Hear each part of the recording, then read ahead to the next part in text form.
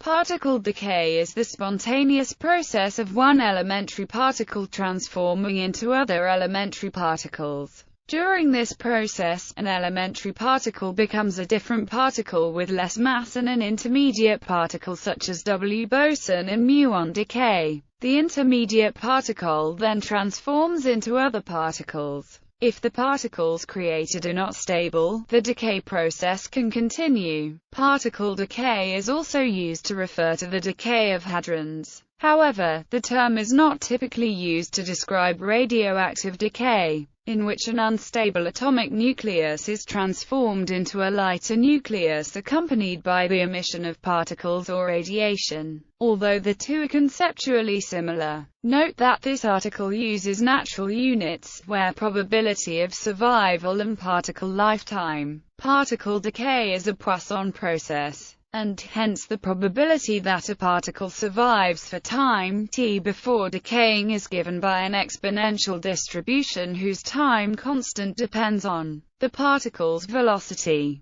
whereas the mean lifetime of the particle, and is the Lorentz factor of the particle. Table of some elementary and composite particle lifetimes. All data is from the particle data group. Decay rate. The lifetime of a particle is given by the inverse of its decay rate, the probability per unit time that the particle will decay. For a particle of a mass m and for momentum p decaying into particles with momenta, the differential decay rate is given by the general formula where n is the number of particles created by the decay of the original. S is a combinatorial factor to account for indistinguishable final states. Is the invariant matrix element or amplitude connecting the initial state to the final state, is an element of the phase space, and is the four momentum of particle I. The factor S is given by where m is the number of sets of indistinguishable particles in the final state, and is the number of particles of type J, so that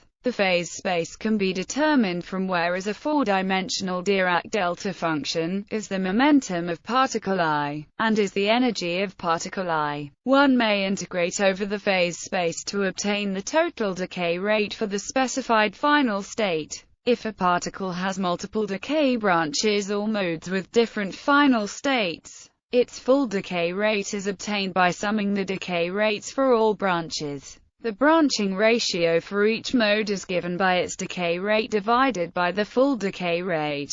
Two-body decay. Decay rate. Say a parent particle of mass m decays into two particles, labeled 1 and 2, in the rest frame of the parent particle, which is obtained by requiring that four momentum be conserved in the decay, i.e., also, in spherical coordinates, using the delta function to perform the n integrals in the phase space for a two-body final state. One finds that the decay rate in the rest frame of the parent particle is from two different frames. The angle of an emitted particle in the lab frame is related to the angle it has emitted in the center of momentum frame by the equation three-body decay. The phase space element of one particle decaying into three is complex mass and decay rate. The mass of an unstable particle is formally a complex number, with the real part being its mass in the usual sense, and the imaginary part being its decay rate in natural units. When the imaginary part is large compared to the real part, the particle is usually thought of as a resonance more than a particle. This is because in quantum field theory a particle of mass m is often exchanged between two other particles when there is not enough energy to create it. If the time to travel between these other particles is short enough, of order 1 m, according to the uncertainty principle, for a particle of mass, the particle can travel for time 1 m, but decays after time of order of, if then the particle usually decays before it completes its travel.